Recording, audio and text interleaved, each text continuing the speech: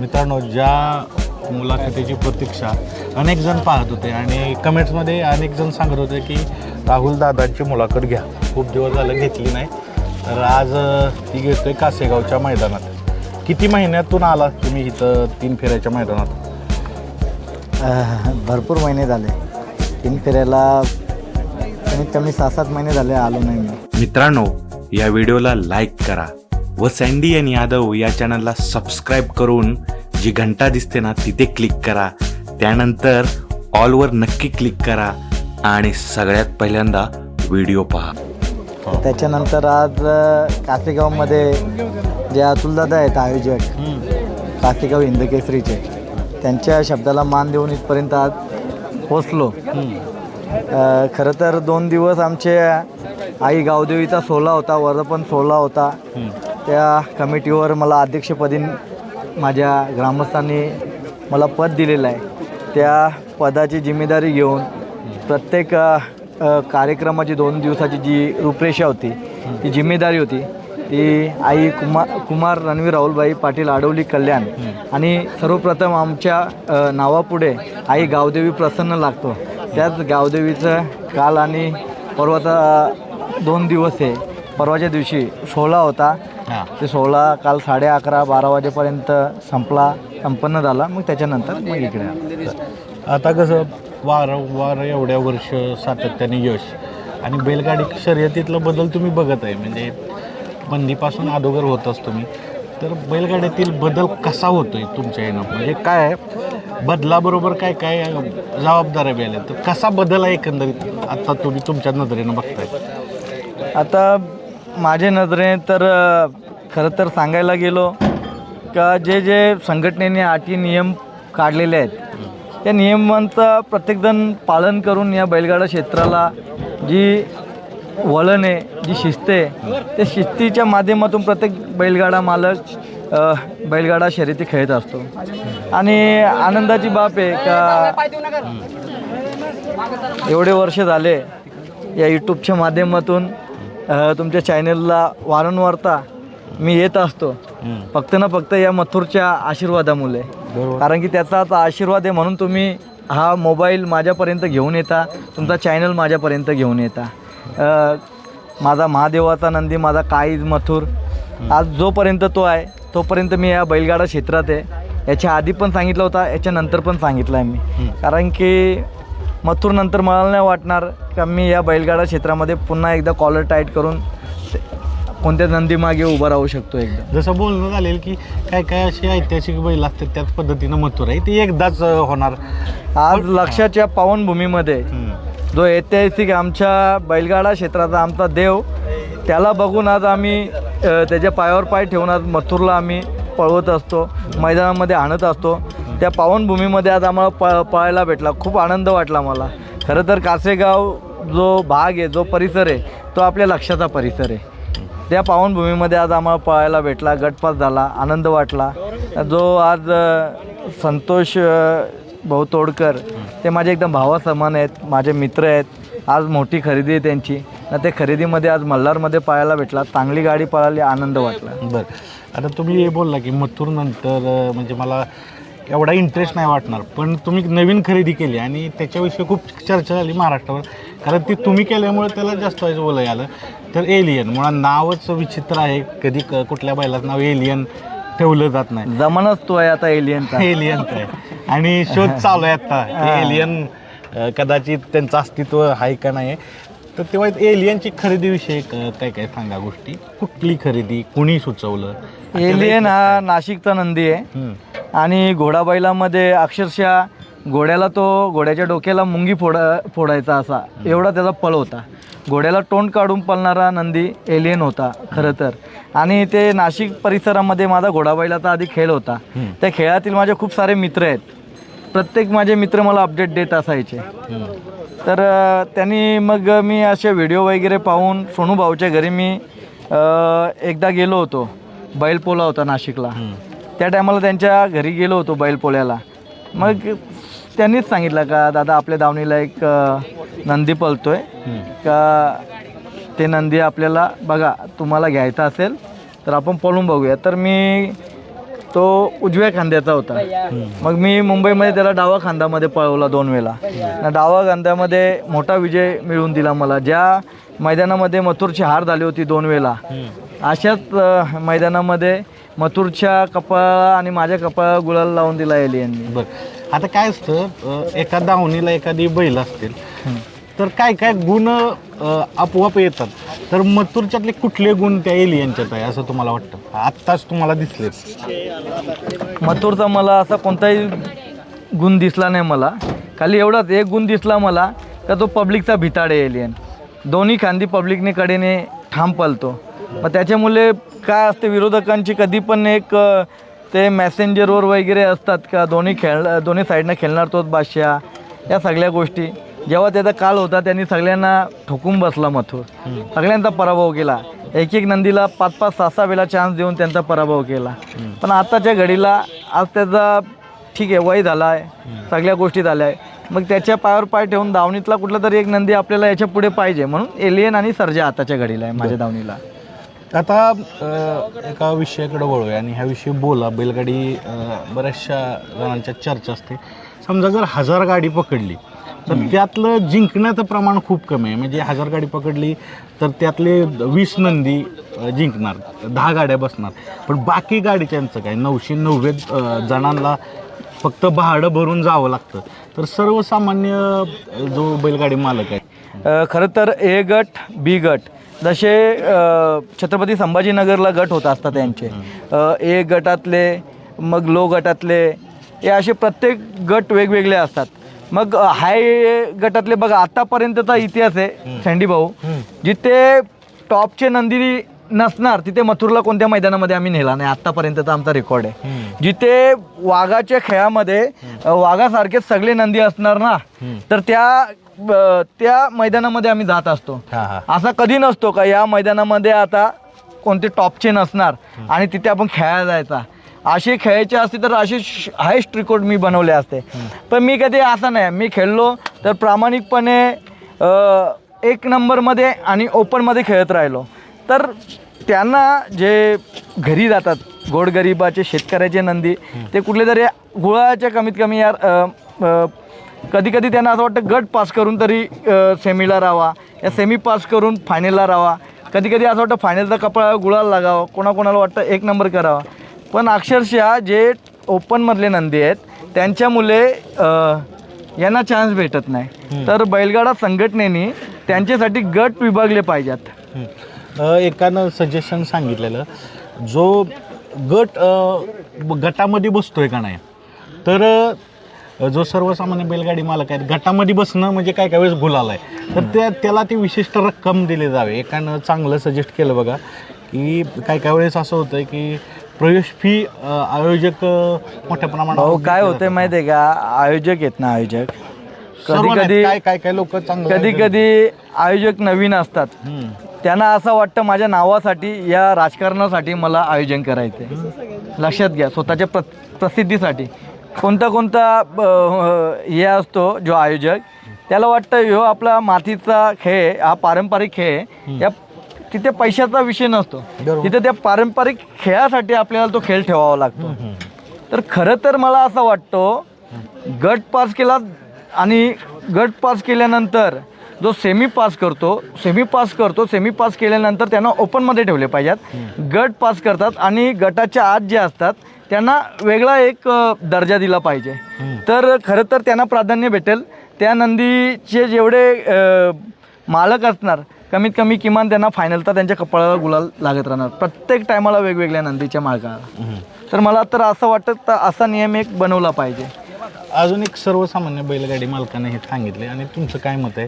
आत्ता एकदम प्रखर ऊन आहे आणि आपण आत्ताही बघतोय की आपल्याला उभं राहणं बसणं शक्य नाही आणि त्या स्थितीत पळवलं जातं आहे. म्हणजे जे उन्हाचा प्रहर आहे की ते आपण म्हणू 12 ते 3, 12 ते 2, तर ह्या वेळात पळवलंच पाहिजे का? ह्या वेळेत जर विश्रांती दिली आणि जर 3 वाजता जर आपण घेतल्या किंवा सकाळी लवकर मैदान चालू केली, सर्वप्रथम तर सकाळी लवकर 7 ते 8 वाजता गट केले पाहिजेत. 10 वाजेपर्यंत या 9 वाजेपर्यंत गट काढले पाहिजेत. त्याच्यानंतर सेमी 4ला चालू केली पाहिजे. 4 ते 6च्या दरम्यान सेमी केली पाहिजे आणि राहिलेले उर्वरित 2 तास 6 ते 8 याच्यामध्ये फायनल घेतली पाहिजेत. पण त्याच्यासाठी हॅलोजनची सुखसुविधा प्रत्येक जेवढे फॅन फॅमिली कुटुंब आहेत त्यांचा जे प्रेक्षक आहेत त्यांच्यासाठी व्यवस्थित स्टँड वगैरे या सगळ्या सुखसुविधा केल्या पाहिजेत. तर आपला बैलगाडा क्षेत्र हा टिकून राहील आणि नंदींना सुद्धा त्रास नाही होणार. कारण तुम्ही बघितलं असेल आता मथुर एवढ्या वर्ष पडतो पण त्याची अवस्था उन्हामुळे थोडंसं म्हणजे आपण म्हणू बैल जादा मथुरच आपण म्हणूया बाकी बैल दमली जातात कारण तेवढी तीव्रता आहे उन्हाची. 100% कारण की आज जर आपणच उन्हामध्ये राहिलो तर आपल्याच नको वाटतं. मग ते तर मुका येतो तर काय बोलत नाही, मग त्याला काय वाटत असेल. मग त्याच्यामुळे मला तर असं वाटतं का जो 11 ते 3च्या दरम्यान जो ऊन आहे तो ऊन हानिकारक आहे. याच्यामुळे अटॅक यायचं प्रमाण, डोक्यात ऊन जायचा, त्याच्यामुळे डोक्यात ऊन गेल्यामुळे ताप यायचं प्रमाण, या सगळ्या गोष्टी घडत राहतात. कावीळ होण्याची शक्यता, या सगळ्या शक्यता आढळणार या उन्हामुळे.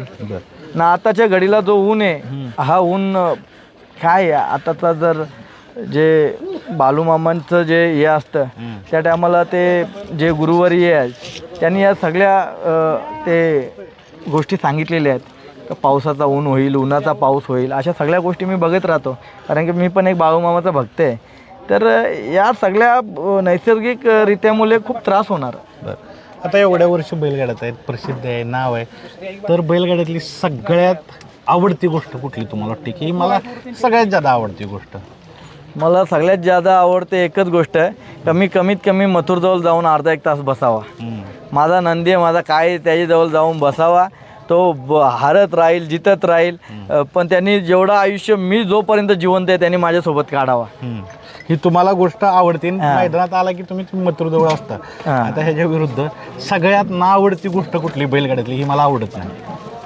मला आवडत नाही बैलगाडा क्षेत्रातली. तर बैलगाडा क्षेत्रातली अशी कोणती गोष्ट नाही का ती न आवडण्यासारखी माझ्यासाठी तरी. कारण की मी पैदाशी छंद माझा बैलगाडा आहे. त्याच्यामुळे बैलगाडा क्षेत्रामध्ये मला असं कोणता आतापर्यंतची आठवण नाही आहे. खाली एकच गोष्ट असा बैलगाडा क्षेत्रामध्ये आल्यानंतर मैदानामध्ये वाटते की आपल्या मुले कुठे कालबोट नको लागायला या बैलगाडा क्षेत्रामध्ये. एवढंच देवाला प्रार्थना करत असतो. कारण की बघा आम्ही भांडखोर लोक, आमच्यावर केसेस आहेत तर लोकांना एवढं असं वाटतं का हे लोक प्रत्येक ठिकाणी गुंडागिरी करतात.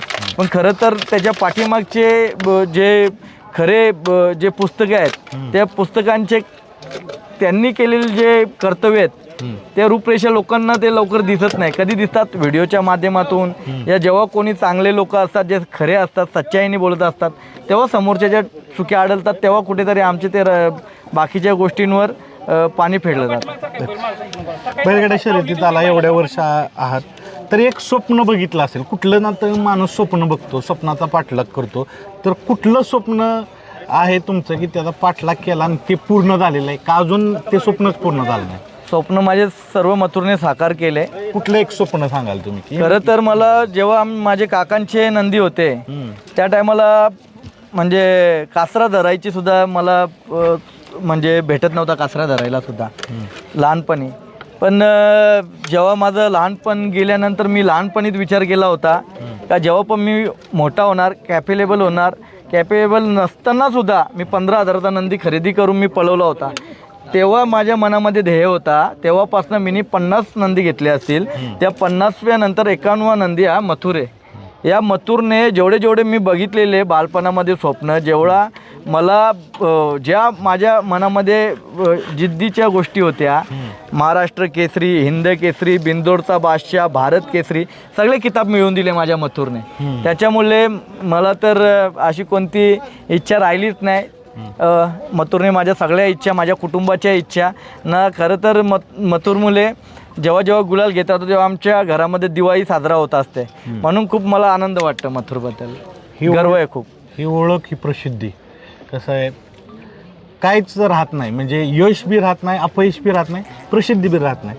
तर भीती कुठली वाटते? हे समजा आपली ओळख असेल किंवा हे चाहते हे कधी ना कधी समजा गेले किंवा काय तर भीती वाटत नाही का? कारण बैलगाडा हा ओळखीचा खेळ. भीती नाही वाटत कारण की आपलं एक कर्तृत्व आहे, कर्म आहे. ते कर्म देवा माहीत आहे का ते प्रामाणिकपणे प्रत्येकाशी राहिलेलो आहे, प्रत्येकाशी वागलेलो आहेत. ही सगळी आपण चर्चा करतोय आणि जसं आपण नेहमी तुमच्यावर गप्पा मारताना काय काय गोष्टी बोललाय तुम्ही स्पष्टपणे.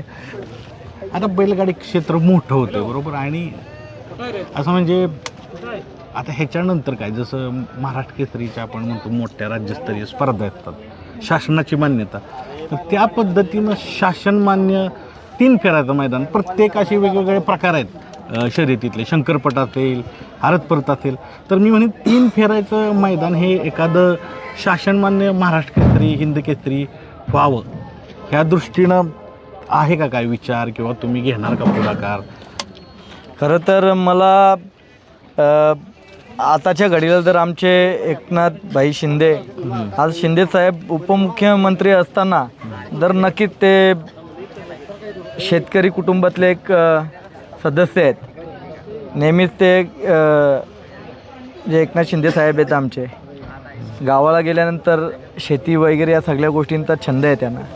ते शेतकऱ्याचा एक मुलगा, त्या मुलाला कळकळ असते शेतकऱ्याच्या खेळाशी. म्हणून साहेबांकडे खरं तर आपण पत्रव्यवहार केला, या त्यांच्याकडे गेलो तर नक्कीच मला असं वाटतं का आपल्या या प्रस्तावाला यश येईल. आणि जो हिंद केसरी, जे कुस्ती पैलवानांना मान दिला जातो, महाराष्ट्र केसरी, हिंद केसरी, भारत केसरी, प्रत्येक थराचा त्यांना दर्जा दिला जातो, तोच दर्जा या बैलगाडा क्षेत्रातील ज्या आपल्या आत्ताच्या घडीला जो जसा क्रिकेटला स्कोप आहे तसाच या बैलगाडा क्षेत्राला स्कोप आहे. आणि नक्कीच हा या सगळ्या आपल्या अटी आपल्या बैलगाडा क्षेत्राला प्राप्त होतील. त्याच्यासाठी पुढाकार घ्यावं लागेल. त्याच्यासाठी जी कमिटी आहे, संघटना आहे, संघटनेमध्ये बाकीचे विषय साईडला ठेवून या सगळ्या गोष्टींवर लक्ष दिलं पाहिजे. कधी कधी होतंय काय, ते ट्रोलिंगच्या हिशोबात त्या मीटिंग्स वगैरे होतात, त्यांना प्राधान्य न देता ज्या गोष्टी आपल्या या बैलगाडा क्षेत्रामध्ये आपल्याला करायला पाहिजेत, शेवायाबा असतील, पूर्ण महाराष्ट्रातील आपले मुंबई, ठाणे, रायगड सगळ्या संघटना आहेत. सगळ्या संघटनांच्या आता काय झाल्यात, शर्यती चालू झाल्यात सुरळीत, त्याच्यामुळे या सगळ्या गोष्टींकडे यांचं लक्ष नाही आहे. तर यांनी सगळ्यांनी मिळून एक सभा घेतली पाहिजे. आता आमच्या मुंबईच्या कमिटीमध्ये पण लाखो रुपये आहेत, 50 लाखाच्या वरती पैसे असतील आत्ताच्या घडीला. आज इकडे पण संघटनेमध्ये पैसे असतील. एक कुठेतरी हॉल चांगला डिसाईड करा. एक बैलगाडा क्षेत्रातील जेवढे आपले संघटना आहे, संघटनेची मीटिंग्स लावा. 2 दिवस संघटनेसाठी, या बैलगाडा प्रेमींसाठी काढा, या शेतकऱ्यासाठी काढा. प्रत्येक आपल्या जे संघटना आहे, संघटनेच्या पदाधिकाऱ्यांचे प्रत्येक नेत्यांशी कनेक्टिव्हिटी आहे. प्रत्येक याचा नेता आहे, कोणी BJP वाले आहेत, कोणी शिवसेनेवाले आहेत, राष्ट्रवादीवाले आहेत, प्रत्येक गटाचे, सर्व पक्षातले आहेत. मग प्रत्येकाने प्रत्येकाच्या नेत्यापर्यंत पोचले. जसे आम्ही ज्या टायमाला बंदीच्या काळामध्ये, जसं मी एकनाथ शिंदे साहेबांना भेटायला गेलो, पत्रव्यवहार केला, बाकीच्या लोकांनी BJP वाल्यांना दिला, राष्ट्रवादीवाल्यांना दिला, प्रत्येकाला दिला. त्यांच्या पत्रव्यवहाराच्या माध्यमातून आपल्याला तेव्हा यश प्राप्त झाला. आणि ती कसं आहे, आता एवढा मोठा खेळ होतो तर शासन मान्यता, म्हणजे कसं शासन मान्यता स्पर्धा झाल्या पाहिजे. खरं तर शिंदे साहेब मुख्यमंत्री असताना शासन तुमच्या दारी, शासनातर्फे भरपूर साऱ्या अशा सुखसुविधा घरपर्यंत येऊन दिल्या होत्या नागरिकांना. खरं तर या बैलगाडा क्षेत्रासाठी आहे ना, शासन मान्यतेसाठी मला नाही वाटत जास्त दिवस जातील, जर आपण पत्रव्यवहार केला आणि आपली संघटना तिथपर्यंत पोहोचली तर.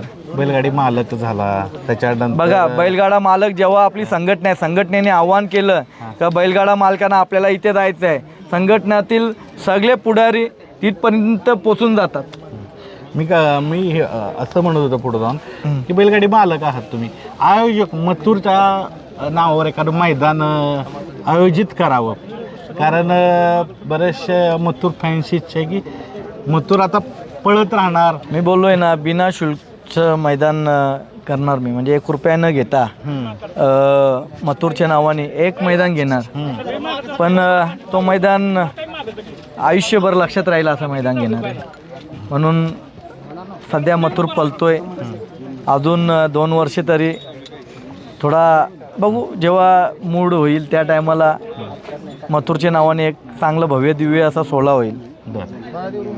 कुठल्या बैलाबरोबर तुम्हाला पळायची इच्छा आहे? सगळ्यांना मथुर बरोबर पळायचे, पण ह्या बैलावर पळायची इच्छा आहे तुमची? माझी आताच्या घडीला माझी असं वाटतं, मला तर आपली घरचीच गाडी पळायला पाहिजे, एलियन आणि मथुर. घरची गाडी ज्या दिवशी मैदानामध्ये 3 फेऱ्यात पळेल, कमीत कमी गुलाल तरी भेटला ना, त्या दिवशी खूप मी खुश असेल. कारण की आतापर्यंत घरचा साज नाही पळाला मैदानामध्ये. आता जाता जाता आपण मुलाखतीच्या शेवटाकडे जाऊया. बैलगाडी क्षेत्रानं भरपूर दिलं, ओळख दिली आणि सगळ्यात महत्त्वाचं म्हणजे की एक प्रकारचं ग्लॅमर आलं आहे तुम्हाला. तर आता एकंदरीत तुम्ही बैलगाडी क्षेत्रात असता तर कुठले बदल अजून अपेक्षित आहेत तुमच्या नजरेतून? हे बदल झाले पाहिजेत, बैलगाड्यांच्या जे मालक आहेत त्यांच्या दृष्टीने हे चांगलं आहे, असे कुठले कुठले बदल तुम्हाला वाटतात प्रामुख्याने? खरं तर पहिले जे मी तुम्हाला पुन्हा एकदा सांगतो भाऊ, मला जास्ती कळकळ कुठे होते का जे गोरगरीब शेतकऱ्याचे बैल जे गटातून या गट पास होऊन जेव्हा सेमीला मार खाऊन घरी जातात ना, त्यांचे कपाळ गुळाला लागला पाहिजे. त्यासाठी काय प्रस्ताव मांडता येईल या बैलगाडा क्षेत्रामध्ये ते पहिले प्रयत्न करा. कारण की अटी नियम या चालतच राहणार आयुष्यभर. पण बदल खरं तर आहे ना, त्यांच्या आयुष्यामध्ये आहे ना, त्यांच्या घरी पण दिवाळी साजरी होऊ द्या, जशी आज आमच्या घरी करतो आम्ही. त्या बैलगाडा मालकांचे पण स्वप्न आहेत, त्यांना पण वाटतं एक ढाल घेऊन आमच्या घरी जावा, एक गदा घेऊन आमच्या घरी जावा. कोण पैशासाठी येत नसतं, पण त्या गुलालाचा जो बैलगाडा क्षेत्र आहे तो कपडा गुलाल लागावा, या ती दिवाळी साजरा व्हावा, ती त्यांच्या घरीसुद्धा दिवाळी साजरा झाली पाहिजे. त्यासाठी काहीतरी या संघटनेने लवकर अटी नियम केल्या पाहिजेत.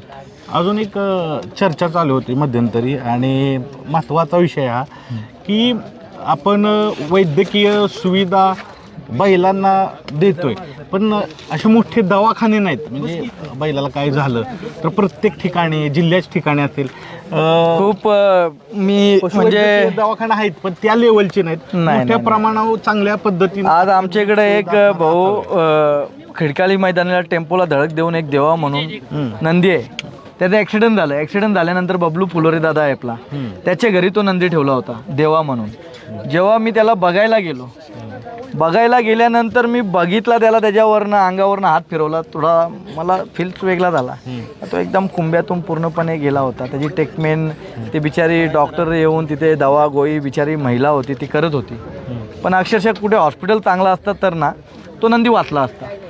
अक्षरशः मी तिथून 15 मिनटं 10 मिनटं पुढे गेलो तर त्याच्या मालकाचा फोन येऊन ते खूप रडायला लागले, आमच्या नंदीचं निधन झालं. त्या टायमाला या म्हणजे अक्षरशः त्या टायमाला जेवणसुद्धा मी विसरून गेलो, एकदम वाईट वाटलं मला. तर असं कोणाच्या सोबत घडायला नाही पाहिजे. पण जर या कल्याण डोंबिवलीमध्ये एक शासकीय हॉस्पिटल असता या सरकारच्या माध्यमातून या महादेवाच्या नंदीसाठी, तर कदाचित तो नंदी वाचला असता. तर सरकारला हात जोडून विनंती आहे, एक बैलगाडा मालक म्हणून, एक शेतकऱ्याचा मुलगा म्हणून, का या आमच्या ज्या अटी आहेत या सँडी भाऊंच्या यूट्यूबच्या माध्यमातून या अटी शर्ती आहेत आमच्या त्या पूर्ण कराव्यात. कारण की हा सरकार फक्त जेवढी गोरगरीब जनता आहे या जनतेच्या माध्यमातून प्रस्तावित झालेली आहे. आणि एवढा मोठा खेळ होतोय. आज तुम्ही बघितलं असेल तर प्रत्येक राजकारण जे लोक आहेत त्यांच्या वाढदिवसाला बैलगाड्या शर्यती आयोजन केलं जाते, कार्यकर्ते आज खरं तर सांगायला गेलो, आमचे संतोषदादा बांगर आहेत हिंगोलीचे आमदार, त्यांच्याकडे 29 तारखेला मथुरला घेऊन चाललो आहे मी. त्यांना सुद्धा ते प्रस्ताव मांडणार आहे मी. आज तुम्ही आम्हाला स्पर्धेला बोलवता, सगळ्या गोष्टीने बोलवता, आमच्या बैलगाडा मालकांसाठी काय करणार आहेत तुम्ही?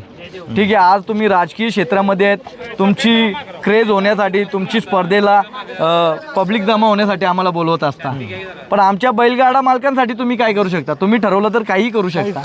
आत्ताच्या घडीला सरकारमध्ये आहेत, मग या सगळ्या गोष्टी आमच्यासाठी प्रत्येक ठिकाणी घडल्या पाहिजेत, झाल्या पाहिजेत, सुखसुविधा मिळल्या पाहिजेत. हॉस्पिटल तर झालं पाहिजे, किमान हॉस्पिटल 100% झालं पाहिजे. हॉस्पिटल झाल्यानंतर कुठेतरी जे आपल्या समाजामध्ये असतील, आपल्या परिसरातले डॉक्टर्स वगैरे यांनासुद्धा प्राधान्य भेटेल. असं जाता जाता पुढचं नियोजन मथुरचं कसं?